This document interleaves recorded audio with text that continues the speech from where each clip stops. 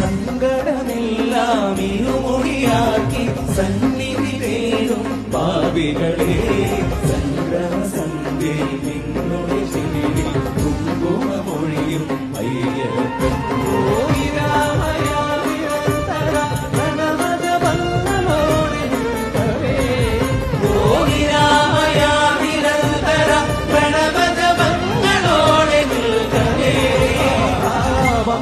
ഗണപതി വാരിന്റെ അധിപതി കൊമ്പാലുണരമതി തന്നെ കുട്ടിക്കണം നെഞ്ചിൽ വിഘ്നങ്ങൾ ഇതുപോലെ കിട്ടണം മുന്നിൽ.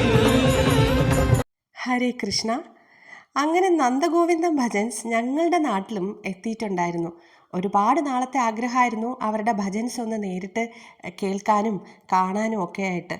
പക്ഷേ അത് ഇക്കൊല്ലത്തെ മാരായമുട്ടം ശ്രീ നീലകേശി ക്ഷേത്രത്തിലെ പർണേറ്റ് മഹോത്സവത്തിനോടനുബന്ധിച്ച് ഈ നന്ദഗോവിന്ദ ഭജൻസിൻ്റെ പ്രോഗ്രാമും ഉണ്ടായിരുന്നു. അങ്ങനെ അത് കേൾക്കാനും കാണാനും ഒക്കെ സാധിച്ചു. പിന്നെ ഞാൻ പറയാതെ തന്നെ നിങ്ങൾക്ക് എല്ലാവർക്കും അറിയാമല്ലോ ആ ഒരു ദിവസത്തിൻ്റെ വൈബ് എന്ന് പറയുന്നത്. കൊച്ചു കുട്ടികൾ തൊട്ട് മുതിർന്നവർ വരെ ശരിക്കും അത് ആടിയും പാടിയും ഒക്കെ എൻജോയ് ചെയ്ത ഒരു സായം സന്ധ്യ തന്നെയായിരുന്നു അന്നത്തെ ദിവസം. ശരിക്കും അതൊരു സാന്ദ്രാനന്ദ ലയം തന്നെയായിരുന്നു.